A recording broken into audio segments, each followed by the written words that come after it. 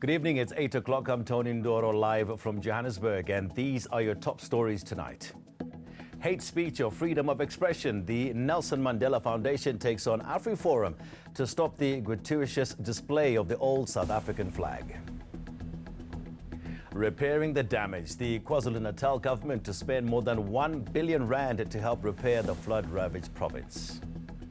We're just asking, can you please release Shabazz? We really would like to have our brother home. Pleading for his release, family and friends of South African photojournalist Shiraz Mohammed, who was captured in Syria, begged for mercy after this new video was released. You guys, we start here though. The apartheid flag is hurtful, harmful, and propagates hatred. That's what the Nelson Mandela Foundation has argued before the Equality Court. It wants the gratuitous displays of the old flag declared hate speech. Lobby group AfriForum is opposing the application, saying it will infringe on freedom of expression. Mia Spies was in court. It's a sign of pain for many. The Nelson Mandela Foundation says the old South African flag ended its life 25 years ago as a symbol of the apartheid state. Quite clearly, if one judges the display of the flag from the perspective of the victims, it's quite clear that its meaning is one of racial superiority, and worse than that, is one of racial domination.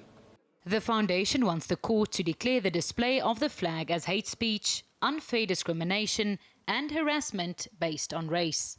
The Human Rights Commission agrees it's hurtful, but the Commission isn't asking for an absolute ban. What we're talking about does not in any way impinge upon the rights of racists to have private functions at which they wave their flag. The order also does not preclude the exhibition of the flag in appropriate places. In the Apartheid Museum might be one. According to Article 10 of the Equality Act, hate speech is limited to harmful words, but the Commission says it should include symbols like the flag. But AfriForum doesn't agree. So while it is controversial and while we as AfriForum do not display the flag and actively discourage people from displaying the flag, we do believe that it's too much of a stretch to argue that it amounts to hate speech to display the flag. The hearing continues. Mia Spies, Johannesburg. So should the apartheid flag be kept under wraps? We went out to find out what the old flag means to ordinary South Africans. That flag means absolutely nothing at this day and age for me.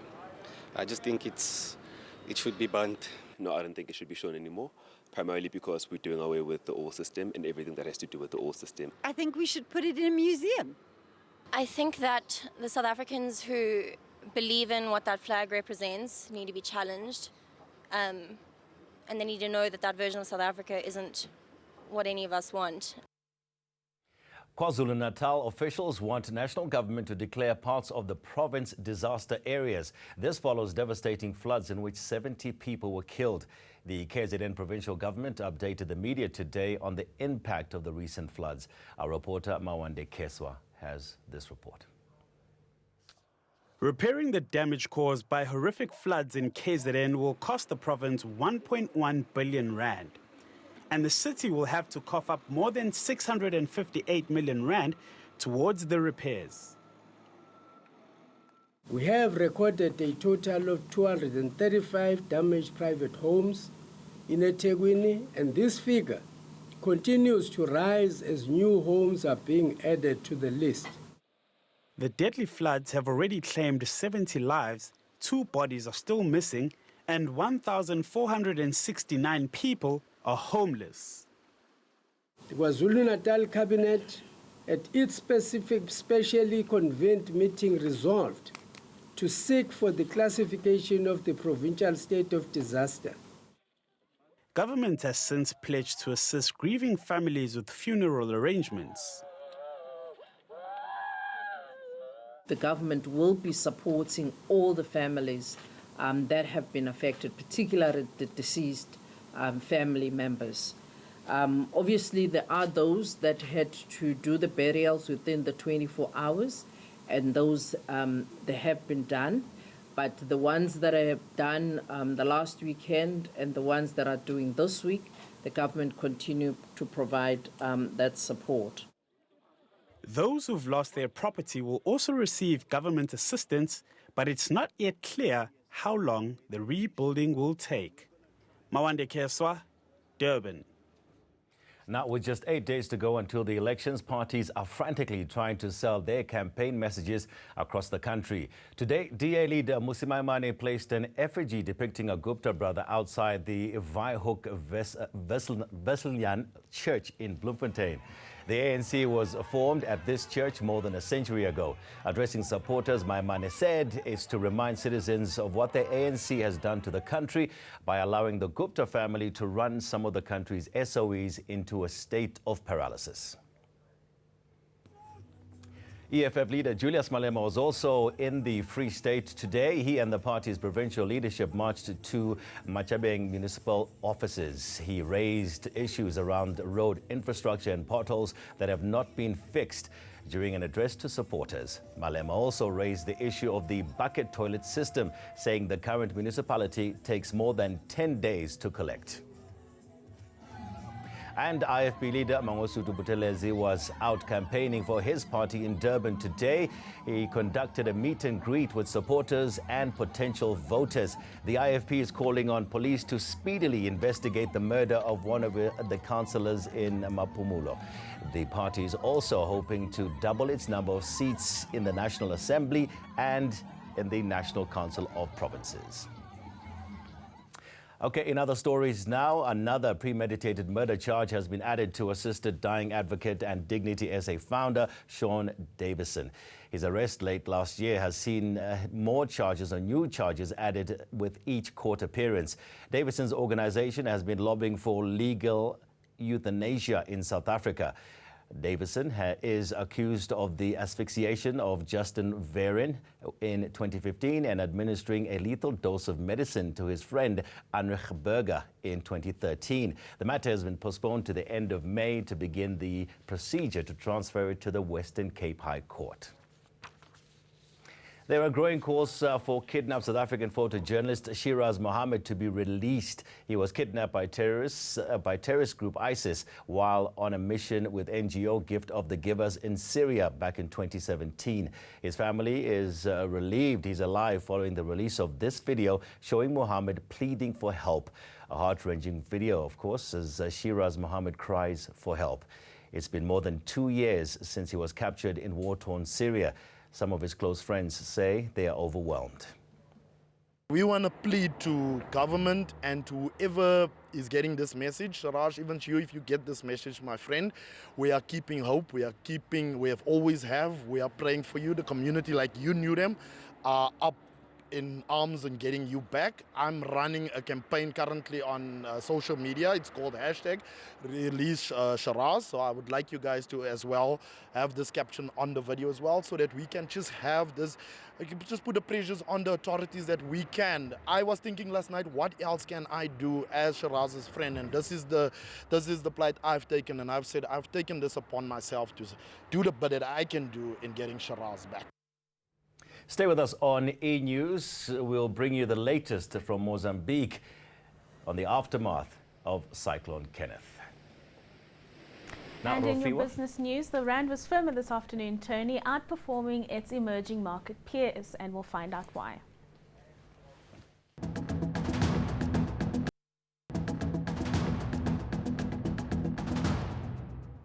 Welcome back. Let's talk business now with Rofiwa Madzena. Okay. Petrol prices going up once again. Is this our new reality? This is probably our new reality, Tony. I mean, if you look at the trends in the oil markets that we've seen recently, oil has been reaching record highs this entire year. Last week, we saw the oil price hitting about $75 a barrel, and this after those supply cuts as well as those intensified sanctions in Iran, although we have seen it pay some of those gains this week. So what we're seeing in terms of the oil price here, there's also some pressure from the weaker rand. rand, even though it has remained steady between levels that economists speak about, it has remained under pressure. And the unfortunate news in this particular instance is that government will not be intervening in that oil price as they did last year to help cushion the consumer. The Department of Energy has frankly said the department no longer has any funding to assist the consumer. So we're going to be seeing these steady increases in the medium term. What we're also going to be seeing, Tony, is an increase in food prices because manufacturing and producing certain goods, transportation of those goods to the various supermarkets are going to be impacted. And there's only so much that your retailer can take in terms of assisting the consumer when it comes to increasing those prices. So we are going to be seeing some increased pressure on the consumer beyond that price of petrol. Okay, so travel less and eat less. Basically, Tony. And the markets today? Not a very good day on the markets today. So we saw the JSE fell in broad-based losses today. So sentiment there was driven by a dented Eurozone poor economic data, showing that business confidence fell to a 2.5-year low this month. If we take a look at your commodities, gold was steady today, trading near a more than 1 week high on hopes that the US Federal Reserve will cut interest rates this year. We also saw Brent crude was up 0.8%, around $72 a barrel. Now, we did see the price fall around 3% on Friday after US President Donald Trump tweeted that he had spoken to various major oil producers about increasing output. If we take a look at the local unit now, the rand was firmer today, outperforming its emerging market peers and holding on to gains despite mixed global economic data in the Eurozone that we saw today, Tony. All right, Rafiwa, thank you so much for that business update. Thank you. Right. Let's go abroad now and bring you some news beyond our borders. And victims of Cyclone Kenneth are still waiting to be rescued. It's the second cyclone to hit Mozambique this year, after Idai tore through southern Africa in March. In the northern city of Pemba, rising floodwaters are threatening residents. Many homes have already collapsed and heavy rains have compounded problems. Entire villages were flattened when Cyclone Kenneth made landfall last Thursday. Mozambique's Disaster Management Institute says at least 38 people have died. The country is also facing a cholera epidemic. Sri Lanka has banned people from covering their faces. It follows the Easter Sunday suicide attacks that killed over 250 people at 8 different locations. The militant group Islamic State has claimed responsibility for the attacks. Police have made several arrests and the country remains on high alert. Meanwhile, candlelight vigils have been held across the country. After the break, though, we'll go to Candice, who's at our weather center. She'll bring us the live weather. And then, big time at the box office. We'll tell you how much the new Avengers Endgame movie brought in its opening weekend at the box office.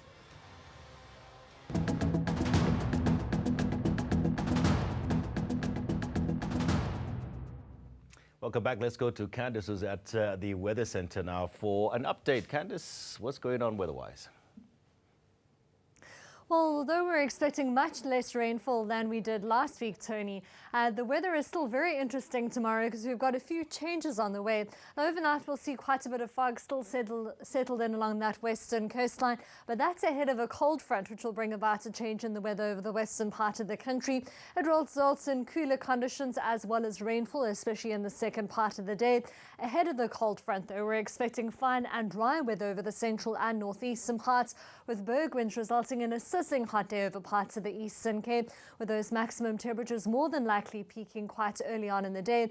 And then we'll see showers forming over the western part of the province as we head towards Tuesday night. The Northern Cape, though, remains dry, 33 degrees for Uppington, 28 for Passersburg and Kimberley. Alexander Bay remaining quite cool underneath that fog at 21. 21 from Langebaan all the way through to Hermanus, so the chance of rain, especially over the southwestern part of the province, and that's mainly from Tuesday afternoon, but we will see a bit of prefrontal rain and, of course, cooler weather throughout the Western Cape. Sizzling hot over the western part of the Eastern Cape, and that'll peak in the first part of the day with a chance of thunderstorms as we head into Tuesday night. Fine and dry as we head towards KwaZulu-Natal, with most highs at around 30 degrees. And you'll also see sunny and warm weather for the Mpumalanga Highveld. A bit of cloud over the eastern part of the province, Kukuza at 32.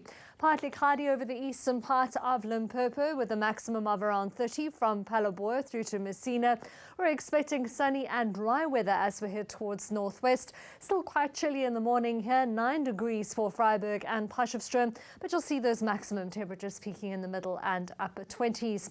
The Free State also sees a chilly start of the day, 5 in the morning for Bethlehem with a high of 22 in the afternoon, and Volcom expecting partly cloudy and warm weather on Tuesday at 27. A sunny and dry day is expected for Gauteng on Tuesday. A few minimum temperatures dropping below 10 degrees overnight, with those highs in the mid-20s. Over the next couple of days, you'll see dry weather persisting for the majority of South Africa.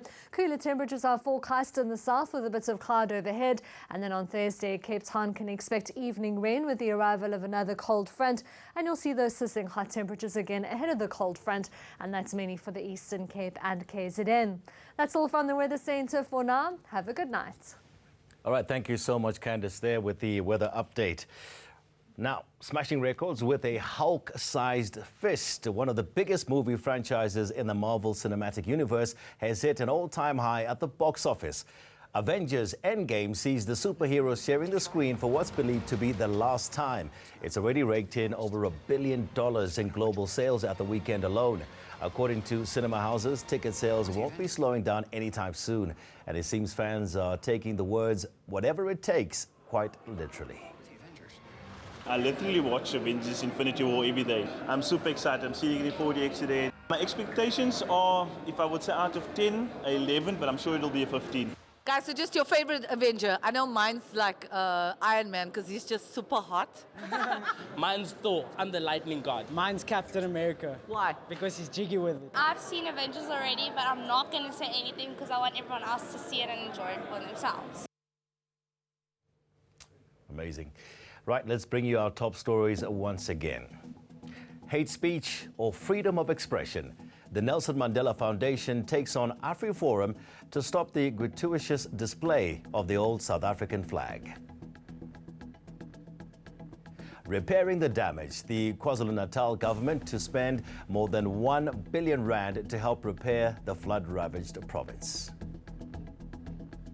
We're just asking, can you please release Sharaj?